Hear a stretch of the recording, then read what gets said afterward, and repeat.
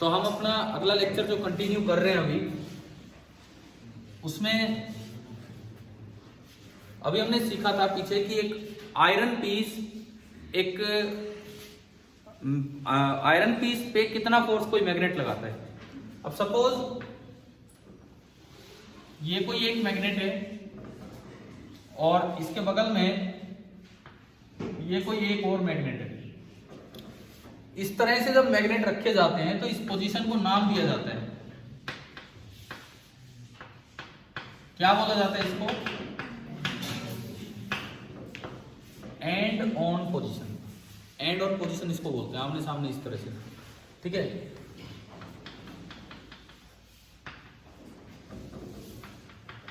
ये किस तरह का अरेंजमेंट कर रखा है बोर्ड पे, इतना ज्यादा मतलब ब्राइटनेस आ रही है, पता नहीं है, पिछले लेक्चर में नहीं थे इतना, इसमें ज्यादा हो रहा है। कोई नहीं, देखो चुप हो जाओ, इधर देखिए। ये दो मैग्नेट है, हम मैग्नेटिक मोमेंट को सिंबल क्या देते थे? Capital M. तो मान लो इसका मैग्नेटिक मोमेंट है m1, इसका मैग्नेटिक मोमेंट है m2, और दोनों के बीच सेंटर से सेंटर की जो दूरी है वो कितनी है? r। सेंटर से सेंटर तक की दूरी है r। क्लियर? अब ये अट्रैक्ट करेंगे कि रिपेल करेंगे, वो तो इस बात पे डिपेंड करता है कि भाई नॉर्थ की तरफ नॉर्थ है या नॉर्थ की तरफ साउथ। अगर नॉर्थ की तरफ साउथ होगा तो अट्रैक्ट, और नॉर्थ होते तो रिपेल, है ना। लेकिन ये फोर्स कितना लगेगा? फिलहाल ये एक दूसरे पे जो फोर्स लगाएंगे ये कितना लगाएंगे, इस पे सवाल यूं आ सकता है कि आर की कितनी पावर पे डिपेंड करेगा। तो इसमें आप समझो, अगर आर की पावर देखनी हो, एक मैग्नेट और एक मैग्नेट के बीच का जो फोर्स होता है वो आर की फोर्थ पावर पे डिपेंड करता है। एक मैग्नेट से मैग्नेट के बीच जो फोर्स होगा वो आर की पावर फोर्थ पे डिपेंड करेगा। कितना होगा वो भी मैं लिख देता हूं, जहां तक मुझे याद है ये आएगा 6 × μ0/4 पाई m1 m2, ये वही कांस्टेंट है, डिवाइडेड बाई r⁴। कभी लॉकडाउन से भी बहुत पहले हमने डाइपोल वाइपोल पढ़ दिए थे, इलेक्ट्रिक डाइपोल, तो ये लगभग वैसा टॉपिक है। इलेक्ट्रिक डाइपोल की तरह ये बिहेव करता है। ये मतलब इसने अपना कुछ फील्ड फैलाया होगा, फिर उस फील्ड में मैग्नेट रखा होता है, उस पर कुछ फोर्स लगेगा। वैसे तो मैं कहूंगा कि इसमें इतना आगे तक नहीं जाएगा, सवाल ज्यादा से ज्यादा आपके लेवल पे ये आएगा कि मैग्नेट पे कितना फोर्स लगाएगा, वो आर की पावर किस पे डिपेंड करेगा।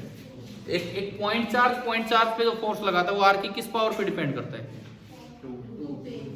Are inverse power 2, 1/r²। एक डाइपोल एक पॉइंट चार्ज पे जो फोर्स लगाता है वो किस पे डिपेंड करता है? मैं बता देता हूँ, मैं याद करवा रहा हूँ। Point charge 1/r², dipole point charge 1/r³, dipole 1/r⁴। एक मैग्नेट में दोनों पोल होते हैं, नॉर्थ और साउथ, तो ये डाइपोल की तरह ट्रीट करने होंगे यहाँ पे। तो ये फॉर्मूला तो खैर ये है, कैसे आएगा उसको छोड़ो, इतना आगे हम नहीं जा रहे। लेकिन इस पे सवाल यूं आ सकता है कि एक मैग्नेट दूसरे मैग्नेट को अट्रैक्ट या रिपेल करता है, तो वो फोर्स उनके सेंटर्स के बीच की दूरी पे कैसे डिपेंड करता है? Inversely proportional to r, r² r³ r4। तो क्या आएगा? r4। और यूं याद करो, point charge r², dipole point charge r³, dipole r4। और ये डाइपोल की तरह बिहेव करते हैं क्योंकि दोनों पोल होते हैं, इसमें भी 2 पोल होते हैं और इसमें भी 2 पोल। तो आप ये बताओ, ये याद हो जाएगा ये वाला पॉइंट? ठीक है, हम ज्यादा से ज्यादा चीजें अब कोशिश करेंगे अपने मतलब माइंड में डालने, याद करने के हिसाब से। तो ये क्या है, ये जो अभी आपने पढ़ा, आप नोट तो करेंगे थोड़ा बहुत। This is interaction of 2 magnet. ये 2 मैग्नेट्स का इंटरेक्शन है। एटलीस्ट चाहे तो ये फॉर्मूला लिखो, नहीं तो जो ज्यादा काम की बात है वो ये वाली बात, जल्दी से लिख लेना।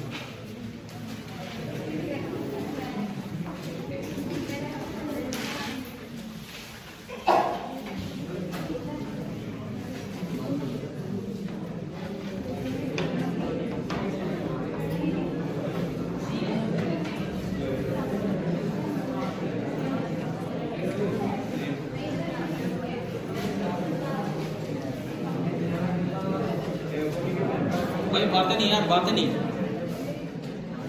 हम कोई एक टॉपिक नहीं, एक क्लास में भी छोटे छोटे कुछ टॉपिक्स डिस्कस कर रहे हैं।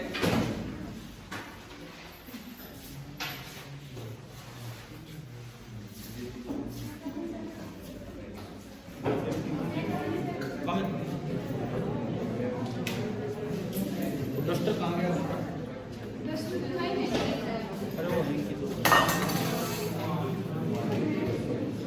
भैया एक रुमाल रखा था।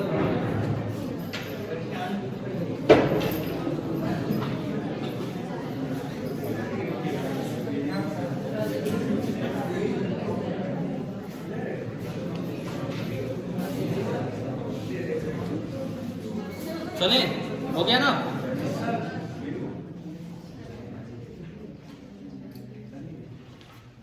अरे पिछली बार ढंग से दिख रहा था बोर्ड इसमें, अब कहाँ से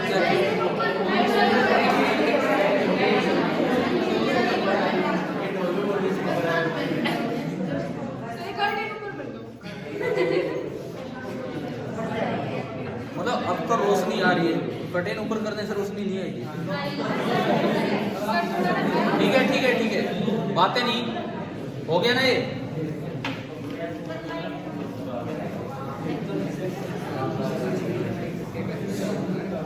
देखो तो अब इधर सुने, इधर सुनिए। आपके सिलेबस में 2 वेव्स है, एक 9th में एक 10th में। 9th में कौन सी वेव है? साउंड। 10th में कौन सा पार्ट है? लाइट। ठीक है, तो एक पूरा पूरा चांस होता है कि जरूर कोई ना कोई क्वेश्चन वेव नेचर पे बन के आ जाए। तो मैं थोड़ा सा डिस्कशन, देखो मैंने यही कहा कि कोई भी एक टॉपिक नहीं, जो कुछ दिमाग में आएगा वो अपना एक जिस पे लगता है कि सवाल आ सकता है वो वाले पार्ट हम लेके चल रहे हैं। ठीक है, तो वेव फिनोमिना जो होते हैं, अगर मैं इस पे आऊं, वेव फिनोमिना 2-3 जो कॉमन वेव फिनोमिना है, कभी नाम भी लिया होगा हमने पहले। 3 जो बड़े कॉमन वेव फिनोमिना होते हैं, किसी भी वेव में हम इनका सवाल बना सकते हैं। Interference, diffraction and third one is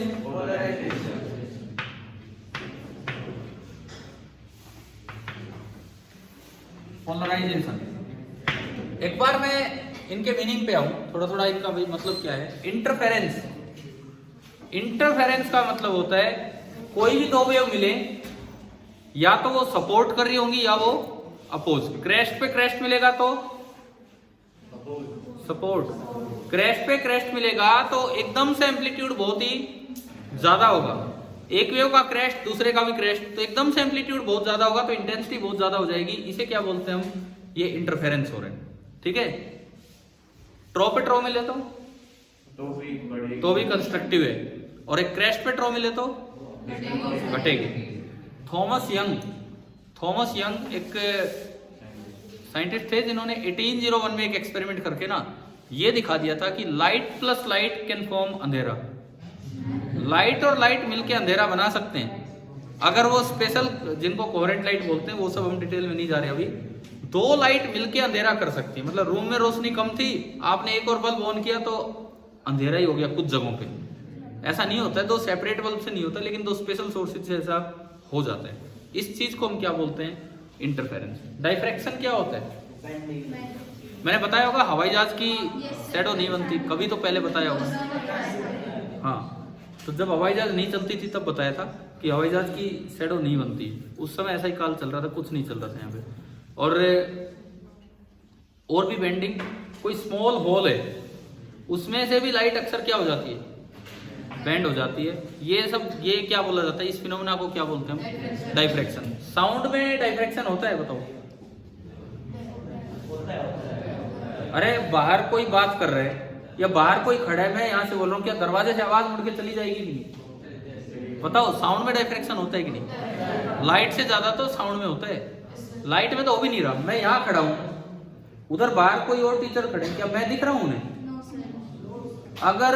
अगर डिफ्रैक्शन हो जाता लाइट में तो इन दीवारों का कोई मतलब ही नहीं था। जहां भी ये थोड़ा सा होल होता लाइट बेंड हो जाती और अंदर वाले सब दिख रहे होते। समझ में आ रहा है? ठीक है, क्यों नहीं होता? मतलब ये वेव फिनोमिना है, ये वेव फिनोमेना है तो सब वेव्स में होने चाहिए। तो डिफ्रैक्शन की मैं बात कर रहा हूं, देखो इंटरफेरेंस दोनों वेव में होता है। इंटरफेरेंस लाइट में भी होता है और साउंड में भी। साउंड का इंटरफेरेंस बताता हूं। स्कूटर का अगर साइलेंसर हट जाए, सुनिए उसकी आवाज, स्कूटर फड़फड़ाते हुए जाता है, अगर उसका साइलेंसर हट जाए तो उसमें एक साइलेंसर लगा होता है नीचे, वो क्या करता है उसके इंजन की आवाज को ना दो हिस्सों में तोड़ता है और इस तरह से मिलवा देता है दोबारा कि एक के क्रेस्ट पे दूसरे का ट्रो आए या एक के रेयर फ्रैक्शन पे दूसरे का कंप्रेशन आए और वो आवाज कम हो जाती है। ठीक है, तो साउंड वेव में भी आपके सिलेबस की जो दो वेव है मैं उनकी बात कर रहा हूँ। साउंड वेव में भी इंटरफेरेंस होता है प्लस लाइट वेव में भी इंटरफेरेंस होता है। अब मैं आ रहा हूँ डिफ्रैक्शन पे। साउंड में तो होता ही होता है, दिख रहा है हमें। लाइट की बात करें, होता है लेकिन डिफ्रैक्शन का इफेक्ट विजिबल तब होगा जब जो ऑब्स्टेकल या जो होल है उसका साइज कंपेरेबल हो to the wavelength of the wave. Sound wave की वेवलेंथ मीटर्स में होती है, जो हम और आप बात करते हैं थोड़ा सा आइडिया होना चाहिए। इसकी वेवलेंथ नियरली 1 मीटर के आसपास होती है। ठीक है, लाइट की वेवलेंथ नैनोमीटर में होती है, 400 से 700 नैनोमीटर है ना। नैनो मतलब बहुत छोटा, 10⁻⁹। तो ये दरवाजे वगैरह इतने छोटे थोड़ी है। तो ये साउंड का तो डिफ्रैक्शन करवा देते हैं, लाइट का डिफ्रैक्शन नहीं करवा पाते। समझ गए हो? तो अगर पूछा जाए लाइट में डिफ्रैक्शन होता है बिल्कुल होता है। तो यानी कि डिफ्रैक्शन भी साउंड और लाइट दोनों में होता है। अब तीसरा फिनोमेना पोलराइजेशन। ये होता क्या है वैसे पोलराइजेशन? आप वैसे अगर आपकी 10th की एनसीईआरटी बुक उठाओगे ना, ऑप्टिक्स वाला चैप्टर लाइट वाला, पहले ही पेज पे वो डू यू नो जो बने रहते हैं उनमें इसका जिक्र है। लाइट बैंड होती है। देखो क्या होता है, 12th की बुक में लिखा हुआ है कि light does not band in class 6th। 12th की बुक में है, सुनो क्या लिखा है। Light does not band in class 6th। उस समय सीधी चलती है, लेकिन जैसे जैसे बड़ी होती है ये मुड़ना सीख लेती है। उसमें लिखा है ऐसा, जैसे जैसे बड़ी होती है मुड़ना सीख लेती है, 12वीं तक आते आते मुड़ने लग जाती है। इस तरह का है।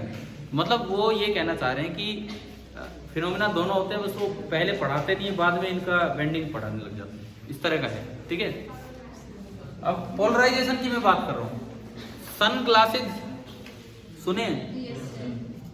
हिंदी में तो पता नहीं क्या, काले चश्मे बोल दो, कुछ बोल दो। देखो जो परफेक्ट सन ग्लास होते हैं, पोलरॉइड ग्लास होते हैं, उनमें क्या होता है, अगर आप चश्मे नहीं लगाओगे तो धूप बहुत ज्यादा मतलब आंखों को परेशान कर रही है। चश्मे लगाने के बाद बिल्कुल नॉर्मल काम हो जाता है। ठीक है, अगर वो सही में सन ग्लास है तो मान लो आप वैसे खरीद लाए मेरे में से काले चश्मे, मेले में से ले आए, लगा लिए, बाहर वालों को लग रहा है भाई पता नहीं क्या आ रहा है, काले चश्मे लगा के अंदर आपकी आंख वैसी हुई जा रही है जैसे धूप पूरी आ रही है। वो नहीं है सन ग्लासेस, समझिए, उसका बस रंग काला है। जो परफेक्ट सन ग्लास होते हैं उनका काम क्या होता है, पोलराइजेशन करवाना। उनको पोलराइड ग्लास बोलते हैं, पोलराइजेशन करवाते हैं वो। उनमें क्या होता है कि लाइट आएगी, बाहर से लाइट आएगी, लेकिन जब वो अंदर जाएगी आंख में, मतलब ग्लास से होके, तो उसकी इंटेंसिटी आधी हो जाती है। अगर बाहर इंटेंसिटी आई है तो एंटर करते समय इंटेंसिटी कितनी होगी, I/2, तो काफी फर्क पड़ जाता है। ये होता है पोलराइजेशन। ठीक है, थोड़ा इधर देखो, पोलराइजेशन के बारे में भी कुछ ज्ञान होना चाहिए, नहीं तो एनटीएससी में आ ही जाएगा क्वेश्चन कभी ना कभी। लाइट और साउंड दो वेव हमने पढ़ी, दोनों में एक ट्रांसवर्स वेव है और एक लॉन्गिट्यूडनल। लाइट लॉन्गिट्यूडनल, क्या फर्क होता है ट्रांसवर्स और लॉन्गिट्यूडनल? एक मिनट आप बताओ, चलो बताओ। एक में नहीं, किस में? ट्रांसवर्स मतलब लाइट की बात करो। हाँ बोलो। पहले लाइट की बात बताओ मुझे। डायरेक्शन और प्रोपगेशन ऑफ लाइट के पैरेलल होती है और डायरेक्शन परपेंडिकुलर। कुछ उल्टा पुल्टा कर दिया सारा, बैठ जाओ। लड़कियों में से और कोई भी दोबारा खड़े हो सकता है ध्यान आ गया, बताओ। चलो आप ढंग से एक्सप्लेन कीजिए क्या होती है। सर एक में नहीं, किसमें? सुनो भाई, ट्रांसवर्स वेव में बैठ जाओ, सारा उल्टा पुल्टा कर दिया, साउंड में परपेंडिकुलर कर दिया। चलो इधर से कौन बताएगा? अरे कोई भी बच्चा, आप खड़े हो, हाँ बताओ, ढंग से बताना क्या डिफरेंस है। बातें नहीं। अरे भाई सुनो इनकी बात, आपकी बात रिकॉर्ड होनी चाहिए, जोर से बोलो।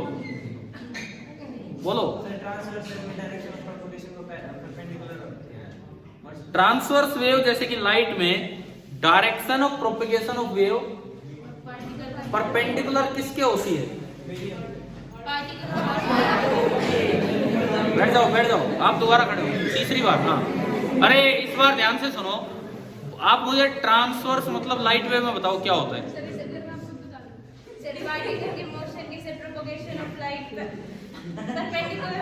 बैठ जाओ, इन्होंने जवाब दिया ट्रांसवर्स वेव में जैसे कि लाइट वेव में जिधर वेव चलती है और जिधर मीडियम का पार्टिकल ऑसिलेट करता है, दोनों के बीच की डायरेक्शन क्या होती है?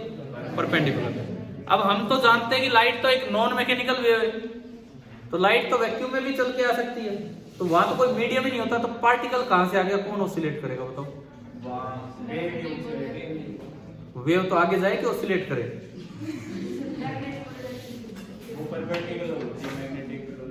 देखो सुनो इधर सुनो, लाइट वेव जो होती है ना, लाइट वेव, उसमें कोई पार्टिकल ऑसिलेट नहीं करते हैं, उसमें दो फील्ड होते हैं, एक इलेक्ट्रिक फील्ड और एक मैग्नेटिक फील्ड। जैसे देखिए लाइट वेव सपोज उधर जा रही है, मैं हूं लाइट वेव, इधर सुनो आप, लाइट वेव आगे जा रही है तो उसके दो फील्ड चलेंगे।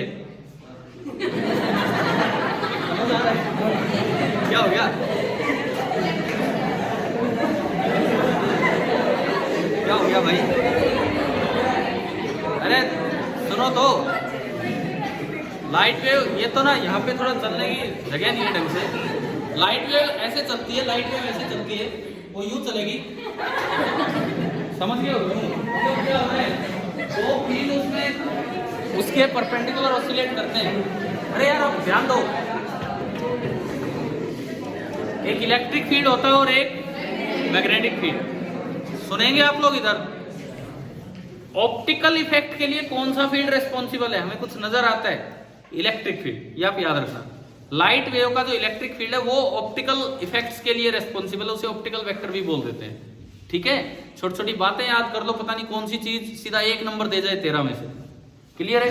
अब सुनिए, तो अगर मैं इलेक्ट्रिक फील्ड की बात करूं तो जब लाइट वेव आगे चलती है तो सबसे पहले इसका एक परपेंडिकुलर प्लेन मैंने बना दिया,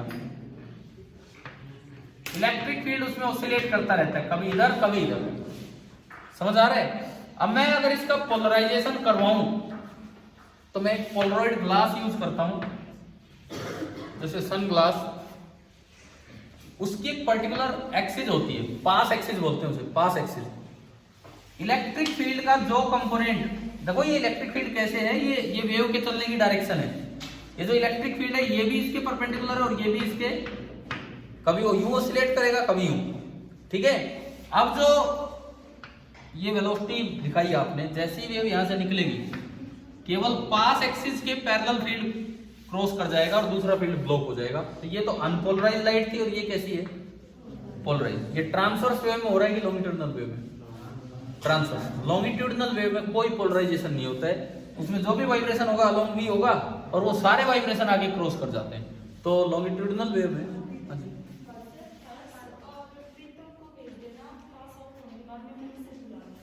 सुन गया भाई आप दोनों को? हर्ष और प्रीतम कौन से सर बुला रहे हैं? ठीक है ठीक है ठीक है, चलिए देखिए कौन कौन है, हाथ ऊपर करें एक बार जिनको समझ आ गया हो, किस किस को बुलाया गया। ठीक है, नहीं मुझे लगा कभी 2-2 4-4 हर्ष और प्रीतम। इधर देखो, पोलराइजेशन और अनपोलराइजेशन कौन सी वेव में होता है? ट्रांसवर्स वेव में। लॉन्गिट्यूडिनल वेव में कोई पोलराइजेशन नहीं। तो इंटरफेरेंस पूछा, साउंड में होगा लाइट में होगा। डिफ्रैक्शन पूछा, साउंड में होगा लाइट में होगा। और पोलराइजेशन ओनली लाइट में, साउंड वेव में कोई पोलराइजेशन नहीं होगा। क्लियर है? अच्छा, उसके बाद क्यों नहीं होता? साउंड वेव में क्या होता है कि जिधर वेव चलती है, साउंड एक मैकेनिकल वेव है, मीडियम के पार्टिकल उसी डायरेक्शन में ऑसिलेट करते हैं, परपेंडिकुलर डायरेक्शन में कोई स्पेशल डायरेक्शन नहीं है। जबकि अभी हमने देखा लाइट वेव में पोलराइजेशन करवाने के बाद तो एक स्पेशल डायरेक्शन हो जाती है परपेंडिकुलर वेव में, ठीक है। तो ये पोलराइजेशन भी बड़ा अच्छा इफेक्ट था और इसने कई चीजें ठीक की थी। लाइट को वेव नेचर सजेस्ट किसने किया था?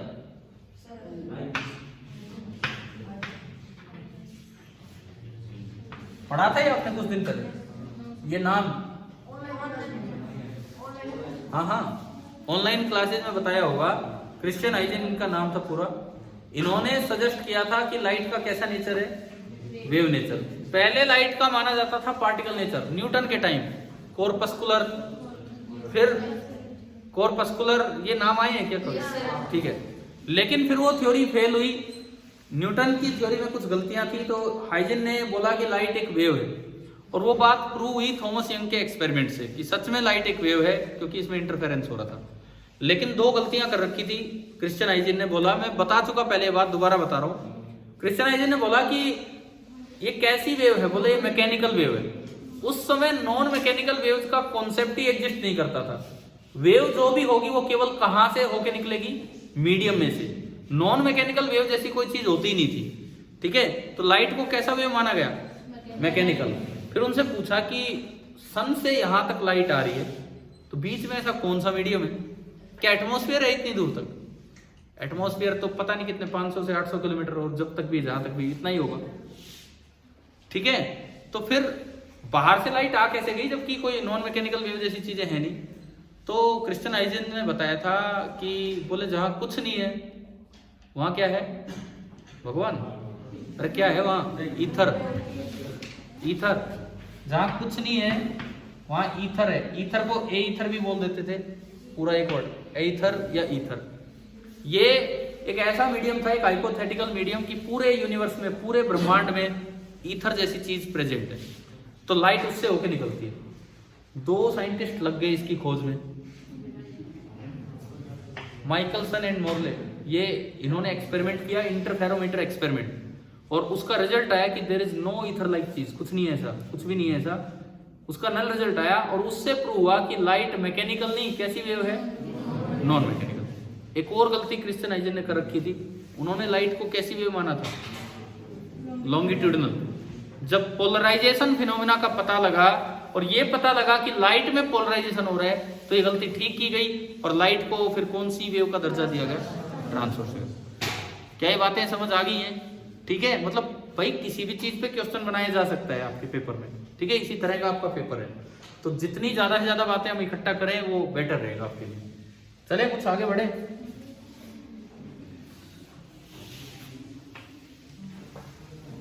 अब देखिए,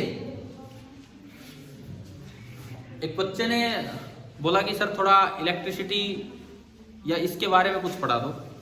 कुछ बहुत ही बेसिक सी बातें हम डिस्कस कर लेते हैं, लेकिन कुछ नई चीजें जरूर इंक्लूड करेंगे उसके साथ, ठीक है। एक मैं इलेक्ट्रोस्टैटिक्स पे भी चलूं क्या?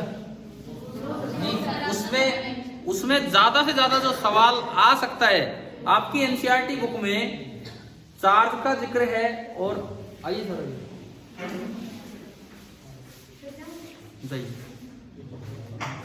आपकी एनसीईआरटी बुक में चार्ज का जिक्र है, और उसके बाद पोटेंशियल का जिक्र है, उसके बाद पोटेंशियल डिफरेंस आता है, और फिर करंट स्टार्ट हो जाता है, ठीक है। पोटेंशियल बता दो, ठीक है। देख लो, तो इधर सुनो, देखो आप जो बोल रहे हैं वही टॉपिक बता रहा हूं। तो अभी इलेक्ट्रोस्टैटिक्स का थोड़ा चार्ज एंड पोटेंशियल वाला पार्ट पढ़ लेते हैं। पोटेंशियल इन्होंने पूछा, एक कॉन्सेप्ट दिया माइकल फैराडे, नाम तो सुना होगा सबने, है ना? Michael Faraday. इसका मेन नाम कहां सुना है, किस फिनोमेना के साथ? EMI। लेकिन उससे पहले भी बहुत कुछ दिया। ये यार ऐसे वैज्ञानिक थे जिनकी फॉर्मल एजुकेशन नहीं हुई थी, मतलब अपने एफर्ट से एक्सपेरिमेंटल साइंटिस्ट थे, इस तरह के थे।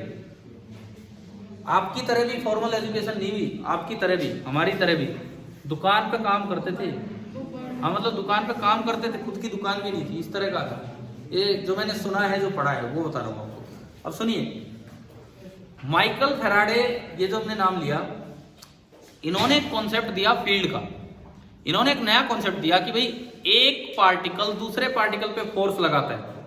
आप मत मानो कि ये डायरेक्ट फोर्स लगा है, आप मानो जो सोर्स है उसने तो अपने चारों तरफ एक चमत्कारी सी चीज फैला दी, जिसको नाम क्या दिया इन्होंने, फील्ड। उस फील्ड की दो प्रॉपर्टी डिफाइन की, एक को बोला इंटेंसिटी और एक को बोला पोटेंशियल।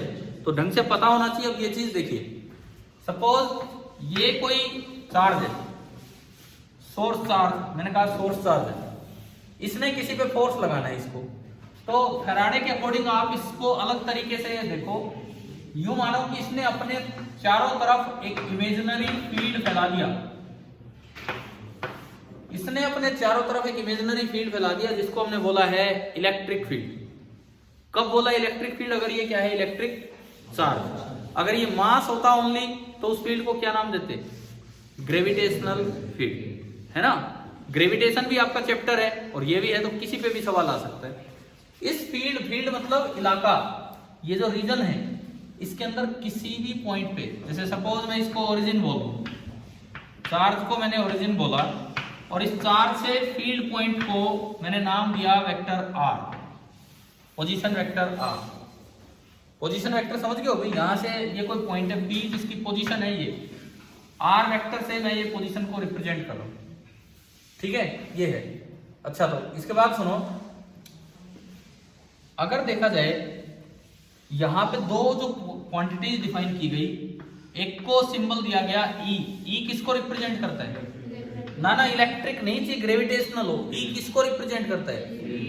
फील्ड तो इलाका है। ई किसको रिप्रेजेंट करता है? इंटेंसिटी को, चाहे वो ग्रेविटेशनल की हो चाहे इलेक्ट्रिक को। ई तो इंटेंसिटी होती है, ये डिपेंड करेगी आर पे। ये एक फंक्शन है किसका? आर का। वी किस पे डिपेंड करता है? वी क्या चीज है? पोटेंशियल। दो प्रॉपर्टी डिफाइन की, एक ई और एक वी, दोनों फील्ड पॉइंट की प्रॉपर्टी है।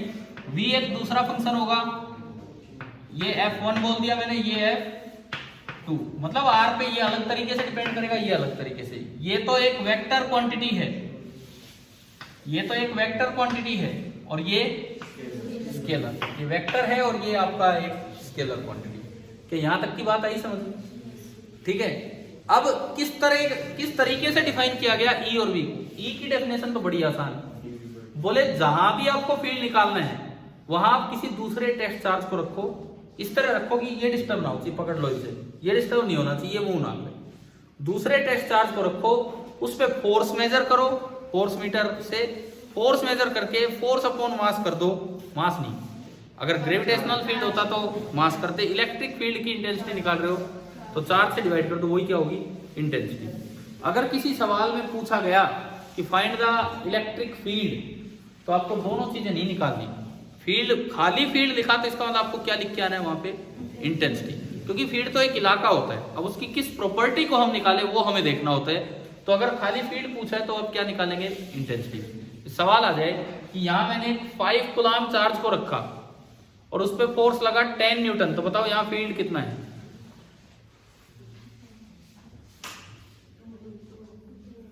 2 किलोग्राम है? बोलो, न्यूटन पर कूलम। समझ गए हो? इलेक्ट्रिक फील्ड की वहां इंटेंसिटी होगी 10/5 F/Q, और वो न्यूटन पर कूलम में होगी। क्लियर है यहां तक? उसके बाद देखिए, उसके बाद चार्ज की यूनिट आप सभी को याद है, स्मॉलेस्ट यूनिट स्टेट कूलम या ESU या फ्रैंकलिन, उससे अगली कूलम, उससे अगली EMU, और सबसे बड़ी यूनिट फैराडे। ठीक है ना? 12th का बच्चा थोड़ा कई बार कंफ्यूज हो जाता है, क्योंकि 12th में एक नई टर्म आती है कैपेसिटेंस, उसकी यूनिट होती है फैराड, लेकिन इसकी यूनिट क्या है? फैराडे। एक फैराडे का मतलब होता है 96,485 कूलम। मतलब एक मोल इलेक्ट्रॉन ले लो, उस पर जितना चार्ज है उसकी वैल्यू, पॉजिटिव वैल्यू, वो होता है 1 फैराड। ठीक है। अब मैं इस पे आता हूं, मैंने फील्ड इंटेंसिटी को तो डिफाइन कर दिया, मैं फील्ड पोटेंशियल को कैसे डिफाइन करूं? फील्ड पोटेंशियल को मैं कैसे डिफाइन करूं? अगर आपको इस जगह का पोटेंशियल लिखना है, ये स्केलर है कि वेक्टर है? ये वेक्टर है क्योंकि फोर्स अपॉन चार्ज किया और फोर्स एक वेक्टर है। ये स्केलर है क्योंकि वर्क से डिसाइड होगा, और वर्क क्या होता है? स्केलर। तो ये क्या कहता है कि सबसे पहले आप बहुत दूर चले जाओ, बहुत दूर जाए इसका असर नहीं हो रहा, उस पॉइंट को हम क्या नाम दे देते हैं, इन्फिनिटी। तो मैं चला गया इन्फिनिटी पे, मैं बहुत दूर चला गया, ठीक है, बहुत दूर आ गया, यहाँ असर ही नहीं हो रहा, वहां पोटेंशियल मान लो 0। अब आप इन्फिनिटी से धीरे धीरे धीरे धीरे एक चार्ज को लेके आओ, कोई भी चार्ज आपका मन करे, कहां तक लेके आओ, कहाँ का पोटेंशियल लिखना आपको, पी का ना, तो अब धीरे धीरे उसको लेके आओ, किसी पाथ से लेके आओ, कोई फर्क नहीं पड़ता, लेकिन धीरे धीरे लेके आओ, कहां तक लाना है, पी तक ले आए। उसको लाने में आपने कितना वर्क किया, उसको धीरे लाने में आपको फोर्स लगाना पड़ेगा। क्यों? सपोज ये पॉजिटिव है, सपोज ये पॉजिटिव है और मैं लेके चला पॉजिटिव को, तो पॉजिटिव पॉजिटिव को क्या करेगा, तो मुझे धक्का लगाना पड़ेगा, ठीक है। और वो पॉजिटिव और मैं नेगेटिव को लेके चला तो मुझे खींचना पड़ेगा, नहीं तो भाग जाएगा, भागने नहीं देना, धीरे लेके जाना, तो उसको यूं लटक जाओ और धीरे धीरे बस थोड़ा थोड़ा उसको छोड़ते रहो और चलते रहो, समझ गए हो ना। तो हर वक्त उस पर नेट फोर्स 0 सा रहे, ऐसे चलो धीरे धीरे इन्फिनिटी से यहाँ तक लाने में जो आपके फोर्स ने वर्क किया, उस वर्क को डिवाइड कर दो किससे, चार्ज से। कौन से चार्ज से, इससे नहीं, आप जिसको लेके आ रहे हो उस चार्ज से, टेस्ट चार्ज से, वो क्या होगा इस जगह का पोटेंशियल। पोटेंशियल के सारे फॉर्मूलों में चार्ज को कैसे रखा जाता है, विद साइन। क्या डेफिनेशन समझ आ गई? पोटेंशियल की यूनिट क्या होगी, वर्क अपॉन चार्ज, जूल पर कूलम, और जूल पर कूलम को नया नाम दिया गया वोल्ट, 1 वोल्ट, ठीक है। देखो तो अब इसके बाद इनमें ये आ सकते हैं भाई, बिल्कुल आ सकते हैं सवाल, आपके एनसीईआरटी टेक्स्ट बुक में पोटेंशियल डिफाइन कर रखा है। तो आप एक चीज तो ये याद रखो कि एक पॉइंट चार्ज अगर है, उससे r डिस्टेंस दूर, पॉइंट चार्ज अगर है और उससे r डिस्टेंस दूर आपको फील्ड लिखना हो, फील्ड, पहले मैं पोटेंशियल लिखता हूं। मान लो ये क्यू पॉजिटिव है, सपोज ये क्यू पॉजिटिव है, पोटेंशियल अगर यहां लिखना हो तो उसका फॉर्मूला होता है के क्यू अपॉन आर। अगर आप इंफिनिटी पे पोटेंशियल 0 देते हैं, के क्या होगा,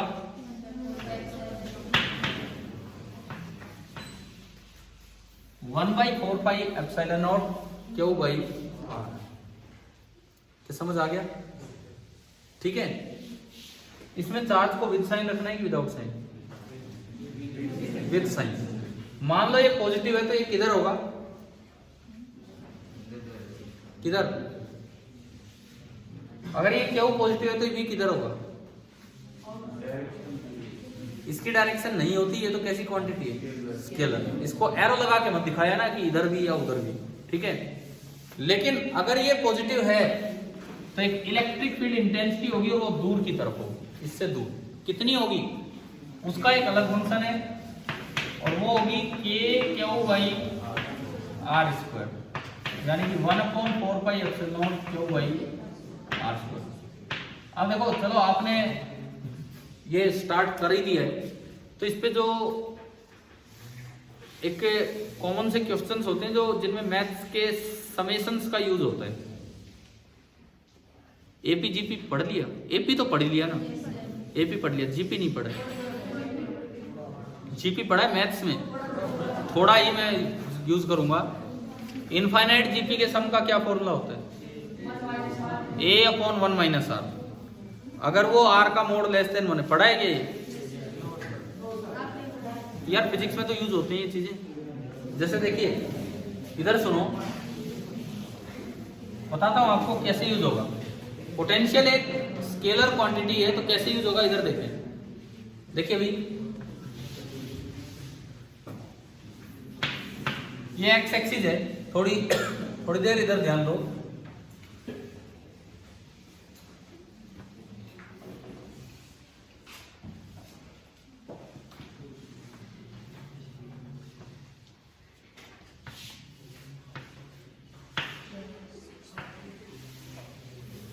इस तरह के सवाल किए हैं क्या?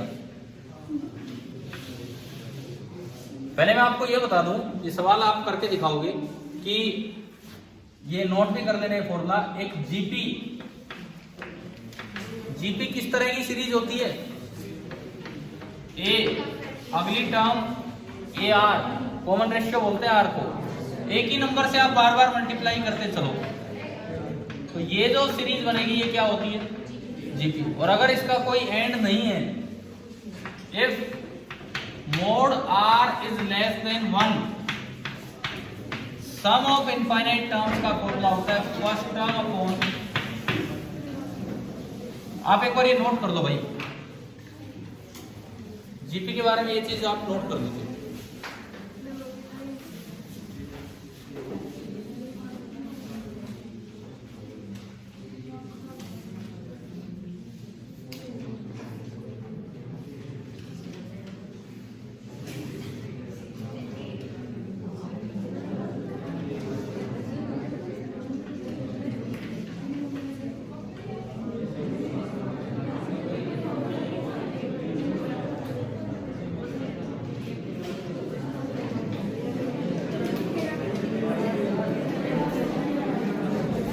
देखो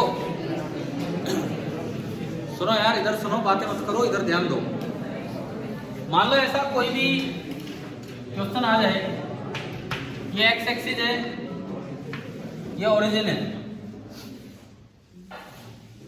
1 2 देन 4, ये डिस्टेंसेज हैं, मान लो मीटर में है ये डिस्टेंसेज, और भाई यहाँ चार्जेस रखे हुए हैं, आपको जैसा मानना है जैसा मान लो, पॉजिटिव मानना है पॉजिटिव मान लो, नेगेटिव मान लो, एक पॉजिटिव एक नेगेटिव यूं करना यूं कर दो। सपोज मैं यूं करूं, यहाँ क्यू रखा है -q, और ये सीरीज चलती जा रही है, ठीक है। आपसे पूछे कि पोटेंशियल एट द ओरिजिन बताओ कितना होगा, पोटेंशियल एट द ओरिजिन बताओ कितना होगा, पोटेंशियल एट द ओरिजिन, ये डिस्टेंस मीटर में है, तो देखते रहोगे कुछ लिखोगे, एक की वजह से लिखो KQ/1 माइनस KQ/2, साइन के साथ करना, एक बार ये ट्राई करके।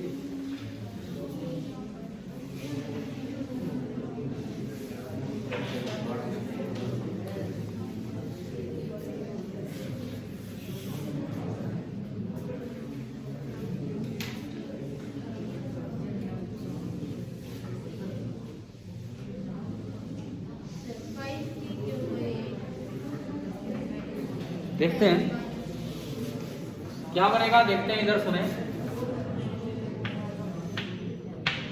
पहली टर्म KQ/, ऊपर लिखता हूं, नीचे दिख नहीं रहा इसमें किसी।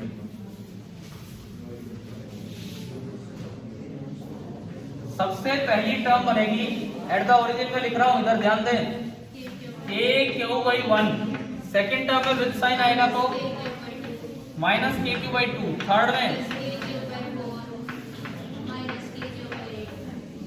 और ये चलता रहेगा अप टू, समझ आया। ये कहाँ का पोटेंशियल लिखा आपने, ओरिजिन का, सबकी कारण, सबकी वजह से। क्या कॉमन आया इसमें से,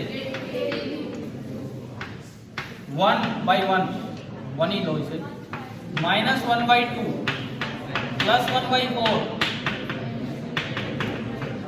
क्या ये जीपी है क्या, क्या ये सीरीज एक जीपी है, ज्योमेट्रिक प्रोग्रेशन।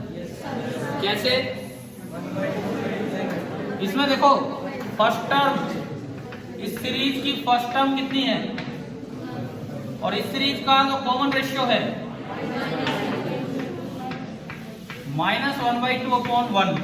एक बार चेक करो क्या हर बार यही आ रहा है, तभी तो होगी जीपी। इसको इससे डिवाइड करोगे तो भी यही आएगा, इसको इससे डिवाइड करोगे तो भी यही आएगा, इसका मतलब क्या है, इनफाइनाइट जीपी। अगली चीज, क्या इसका मोड आर लेस देन 1 है, वो चेक करना पड़ेगा पहले। मोड आर 1/2, हाँ जी बिल्कुल है, एक से छोटा है, तो सम ऑफ इनफाइनाइट टर्म्स क्या बनेगा, A1 1 माइनस R कितना, 3/2 हो गया, 3/2 तो कितना आ गया, 2/3, और आप इसमें पुट करेंगे तो पोटेंशियल एट द ओरिजिन आया 2/3 KQ, और अक्सर ऑप्शंस K में ना देके कई बार K की वैल्यू यूज कर लेते हैं, 1/4πε। कैसे इस तरह के सवाल होते हैं, समझ आ गया, क्लियर है सभी को। अगली चीज, अगर मान लो उस पे सारे पॉजिटिव होते, यही क्वेश्चन आता लेकिन सारे पॉजिटिव होते, तो बताओ क्या फर्क आता? सारे पॉजिटिव होते, हाँ, अगर सारे पॉजिटिव होते तो ये सब प्लस के साथ आते। अब कॉमन रेशियो क्या बनता? +1/2। वही नहीं आता ना, वही कैसे आता? a - r, समझ गए हो? ये ओनली कितना आता? ½ 2, इसका मतलब v0 कितना आ जाता? a। आप बताओ, इनफाइनाइट चार्जेस की वजह से पोटेंशियल लिखना आ गया? क्लियर है सभी को? ठीक है। अब पोटेंशियल के बाद एक एनसीईआरटी में सोल्ड एग्जांपल है आपका, वर्क दे रखा है उसको लाने का, चार्ज दे रखा है किसको लेके आए, और पोटेंशियल पूछा है। 10th की एनसीईआरटी में ये वर्क दे दिया कि यहां से लाने में इतना वर्क किया, किस चार्ज को लाए वो दे दिया, तो बताओ उस जगह का पोटेंशियल क्या होगा? क्या करना होगा? वर्क को चार्ज से डिवाइड कर दो और विद साइन सब कुछ पुट कीजिए, जो आंसर आएगा वो सही आएगा, वही मतलब आपका आंसर होगा। क्लियर है ये बातें? अब इसका यूज कहां है? करंट में। पोटेंशियल से कुछ नहीं होता, पोटेंशियल डिफरेंस से कुछ होगा। पोटेंशियल डिफरेंस, यहां कई चार्ज बैठे हैं, आराम से बैठे हैं, ठीक है। अब मैं कुछ ऐसा लगा दूं कि इधर पॉजिटिव पोटेंशियल कर दूं और उधर नेगेटिव, इधर पॉजिटिव कर दिया और उधर नेगेटिव, तो एक नई चीज आ जाएगी पोटेंशियल डिफरेंस। वो क्या करता है? एक इलेक्ट्रिक फील्ड डेवलप कर देता है पॉजिटिव से नेगेटिव की तरफ। तो जो पॉजिटिव चार्ज है वो तो किधर रवाना हो लेगा? फील्ड की डायरेक्शन में। ये हाई पोटेंशियल है, लो पोटेंशियल है, फील्ड होता है हाई से लो, तो जो पॉजिटिव चार्ज है वो तो किधर रवाना हो लेगा? फील्ड की डायरेक्शन में। और जो नेगेटिव चार्ज है वो किधर रवाना हो लेगा? Opposite direction. समझ में आया? यानी कि अगर आपको करंट स्टार्ट भी करना है, करंट स्टार्ट भी करना है, तो उसके लिए दो चीजें होनी चाहिए, दो चीजें। पहली चीज कैरियर, पहली चीज कोई पार्टिकल हो जो चल सके, कोई चार्ज हो जो चल सके। कैरियर कौन होते हैं मेटल में? इलेक्ट्रॉन। दूसरी चीज कोई कारण तो हो उनके चलने का, हाँ, वो चलने का कारण होता है इलेक्ट्रिक फील्ड, और इलेक्ट्रिक फील्ड जनरेट करने के लिए आप दोनों साइड क्या लगा देते हो? अलग अलग पोटेंशियल, जिससे कि एक पोटेंशियल डिफरेंस बन जाते हैं। समझ आ गया है ना? ठीक है। तो इलेक्ट्रोस्टैटिक से मतलब बहुत भारी भारी क्वेश्चंस एक्सपेक्टेड नहीं होते हैं। मुझे तो यही उम्मीद रहती है कि ज्यादा से ज्यादा अगर आएगा तो पोटेंशियल पे सवाल आएगा, ठीक है। नहीं तो फिर आपके करंट पे आ जाता है सवाल, और करंट आते ही तो पोटेंशियल को ऐसे देखना ही नहीं पड़ता। वहां तो पोटेंशियल डिफरेंस देने का काम कौन करती है? बैटरी। अब मैं एक बैटरी की तरफ आता हूं, देखिए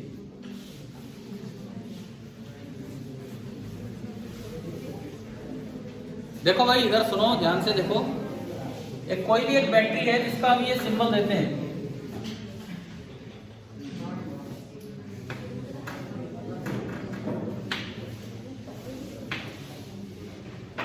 कोई भी ये बैटरी है जिसका हम ये सिंबल देते हैं। सुनिए, ये हाई पोटेंशियल है और ये लो।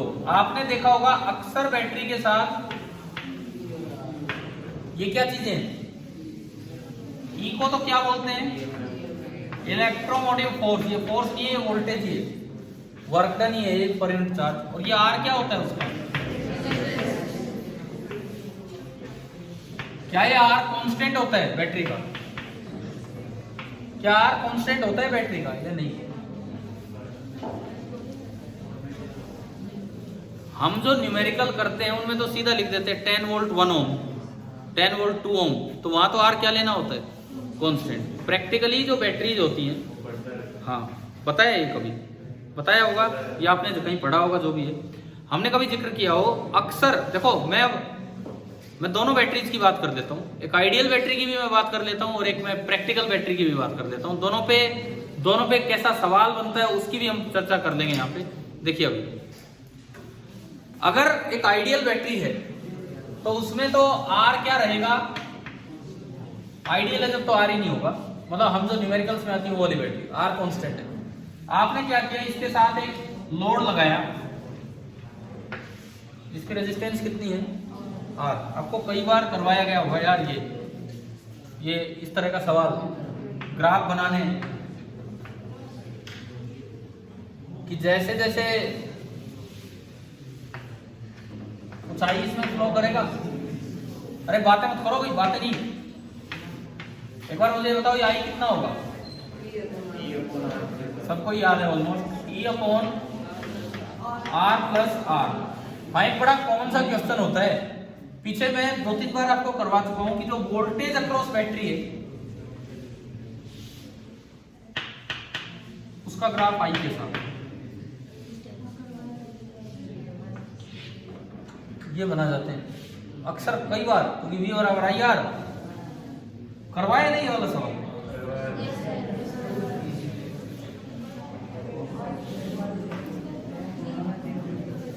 बताओ ये कैसा होता है? हाँ सही है, ये जो वोल्टेज है, सुने आप V बराबर IR से मत देखो,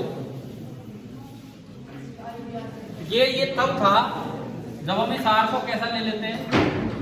वेरिएबल। इस R को हम वेरिएबल लेते हैं, ठीक है? तो V बराबर IR करोगे तो R भी वेरिएबल है और I भी वेरिएबल होता है। क्लियर है? अब आप इस V को बैटरी साइड से देखिए, और बैटरी साइड अगर आपको V लिखना हो तो वो होता है कितना? याद है? E minus IR। जब I 0 तो V कितना? जब I 0 तो V कितना है? E। जब I 0 तो V होगा E। और जिस वक्त बैटरी शॉर्ट हो जाती है, जिस वक्त बैटरी शॉर्ट हो जाती है V0 हो जाते हैं। तो V0 तो I कितना है? यहां से बताओ। V0 तो I आपका कितना होता है? E/R। और ये पावर 1 है, तो ये ग्राफ कैसा आता है? Straight line. करवाया नहीं पहले? लेकिन ये बातें केवल तभी सही हैं जब R क्या हो? अरे कौन सा R? छोटा R, छोटे R की मैं बात कर रहा हूँ, कांस्टेंट हो। प्रैक्टिकल बैटरी में ये ग्राफ ऐसा नहीं आता है। खैर वैसे यार क्वेश्चन आते हैं तो रियल बैटरी के ही आते हैं, आया तो है नहीं प्रैक्टिकल बैटरी का सवाल। लेकिन प्रैक्टिकल बैटरी में R कांस्टेंट नहीं होते हैं। जैसे जैसे I बढ़ता है R की वैल्यू भी, जैसे जैसे आप ज्यादा करंट लेते चलते हो R की वैल्यू भी क्या होने लग जाती है? इंक्रीज होने लग जाती है, ठीक है? तो उसमें ग्राफ होगा तो ऐसा ही, E से इधर ही आएगा, लेकिन उसकी शेप स्ट्रेट लाइन ना होके किसी भी कर्व की तरह से वो हो सकती है। तो डिपेंड करता है कि बैटरी का R कैसे चेंज हो रहा है, वो हमें पता भी नहीं होता इतना एग्जैक्टली। समझ में आया? जो हम न्यूमेरिकल्स में या जो क्वेश्चंस आए हैं आज तक उनमें तो ये मान के चलते हैं, लेकिन प्रैक्टिकल बैटरी में R जो है वो वेरिएबल होता है, करंट के साथ वो चेंज होता है। स्टार्ट यहीं से होगा, ग्राफ खत्म यहीं होगा, लेकिन जो शेप है वो स्ट्रेट लाइन ना होके कैसी बन जाएगी? कर्व, अगर वो प्रैक्टिकल बैटरी है। लेकिन अगर क्वेश्चन में दिया ना हो ना कभी भी प्रैक्टिकल बैटरी या कुछ भी ऐसा, तो आपको ये ग्राफ कैसा बनाना चाहिए? Straight line. मतलब R कांस्टेंट है तो स्ट्रेट लाइन होगा, ठीक है? अब जो इलेक्ट्रिसिटी वाला पार्ट है, एक बार और इधर ध्यान दो, बस ऑलमोस्ट हम फिनिश ही कर रहे हैं लेक्चर को। इलेक्ट्रिसिटी वाला जो पार्ट है, सर्किट सोल्व करना आता है। इनफाइनाइट नेटवर्क, एक होते हैं 1D इनफाइनाइट नेटवर्क और एक होते हैं 2D, दोनों आते हैं? बताओ।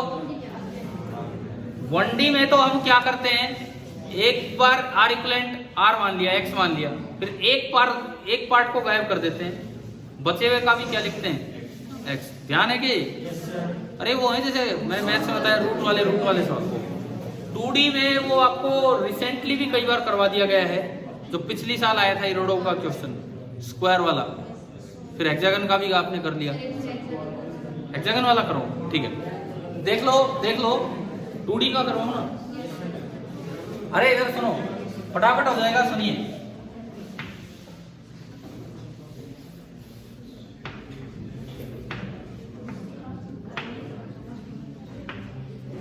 हेक्सागोनल शेप की एक ग्रिड है, हेक्सागोनल शेप की, अरे ये इस तरह से एक ग्रिड होती है। मैंने एक हेक्सागन बनाया, इससे एक हेक्सागन इधर बनाया, एक हेक्सागन इधर बनाया, ये इस तरह की ग्रिड है, समझ गए हो आप?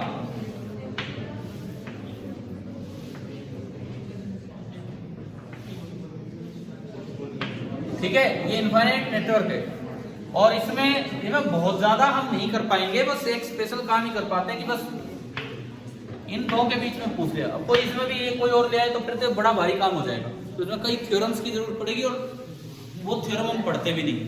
ठीक है, सुनिए, इलेक्ट्रिक सर्किट्स को सोल्व करने के लिए कई अच्छी अच्छी थ्योरम्स भी होती हैं, थेवेनिन थ्योरम, नॉर्टन थ्योरम, लेकिन वो नहीं पढ़नी हमें, इतना हम कितना किसी भी टॉपिक में जाते रहेंगे। इधर सुनिए, अब ये वाला पार्ट है, आपसे पूछ लिया जाए कि ए और बी के बीच का इक्विवेलेंट रेजिस्टेंस बताओ,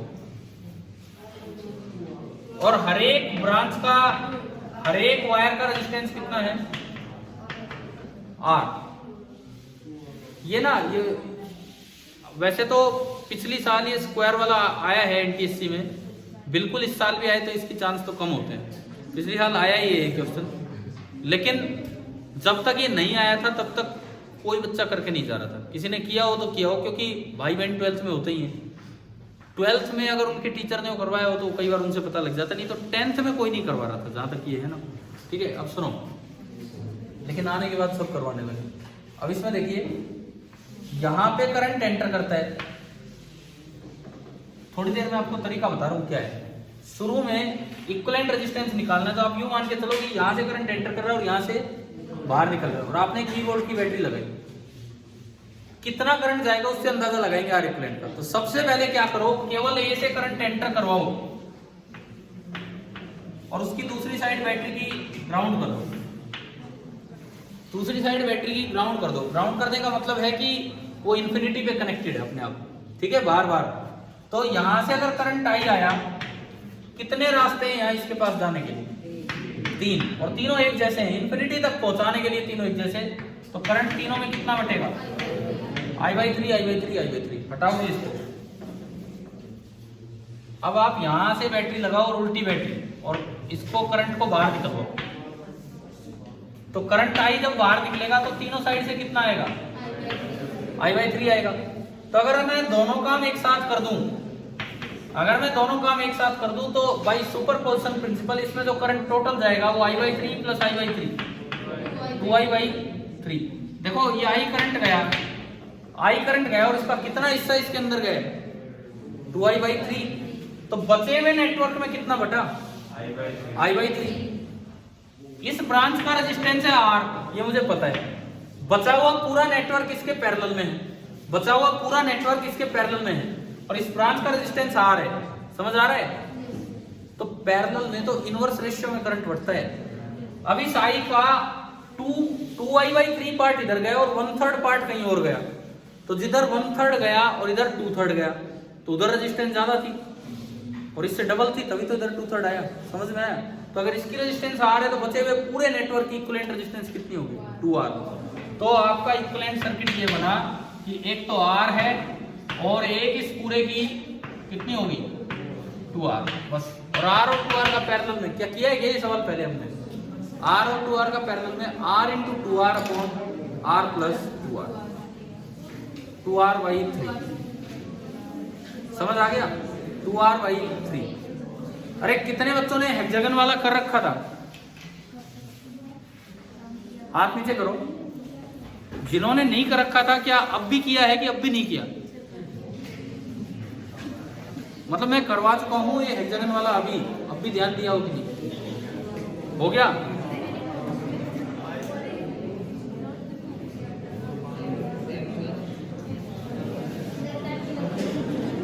ठीक है, ठीक है, अब सुनिए, इधर सुनो, डेसिबल, डेसिबल सिस्टम सुन लीजिए, पूछ रहे हैं साउंड लेवल कैसे बताया जाता है। साउंड की एक इंटेंसिटी होती है, लेकिन एक साउंड लेवल डिफाइन होता है डेसिबल में। किस तरह से डिफाइन होता है, सुने। अगर मान लो साउंड की इंटेंसिटी आई है, कोई आवाज आ रही है, उसकी इंटेंसिटी आई है, इंटेंसिटी होती है energy per unit area per unit time, इसकी यूनिट होती है वॉट पर मीटर स्क्वायर। साउंड की इंटेंसिटी आई है, तो जो हमारी मिनिमम ऑडिबल साउंड होती है उसकी रेफरेंस इंटेंसिटी को हम I0 से डिनोट करते हैं, आज बताई थी वो, ठीक है। तो एक नई टर्म डिफाइन हुई, बेल, ग्राम बेल नाम सुना है ना, उनके नाम पे ये यूनिट रखी गई। उन्होंने कहा अगर साउंड आ रही है जिसकी इंटेंसिटी आई है, एक स्टैंडर्ड रेफरेंस इंटेंसिटी 10⁻⁻12 वॉट पर मीटर स्क्वायर, जिसको हम क्या बोलते हैं, I0, मिनिमम ऑडिबल साउंड होती है। आप रेशियो निकालो I/I0, उसका log ले लो टू द बेस 10, इसको रिप्रेजेंट करते हैं बीटा से, और ये साउंड लेवल होता है, लेकिन ये साउंड लेवल किस में होता है? बेल में। परंतु बेल से ज्यादा हम क्या यूज करते हैं? डेसिबल। डेसी का क्या मतलब है भाई? इंटू 10 कर दो तो डेसी बन जाएगा। तो अगर मैं यहाँ पे इंटू 10 लिखूं तो इसका सिंबल डी तो प्रीफिक्स है और बी ए बेल, डेसिबल। ठीक है। अच्छा ये बताओ, कहीं पे एक ये लिखा हुआ है और एक ये लिखा हुआ है, ये किसकी यूनिट है, ये किसकी यूनिट है?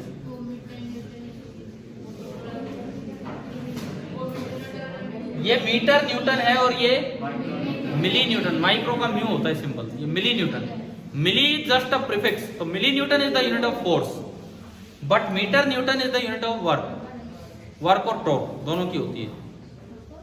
टॉर्क, ठीक है, टॉर्क की क्वांटिटी जो आगे यूज होती है। चलिए अब ये बताओ, क्या ये कुछ चीजें समझ आई? अब अगले 2-3 दिन में आप मेजर माइनर ढंग से दीजिए, फिर मैंने आपको बता दिया कब अपनी अगली क्लास में। ठीक है, थैंक यू।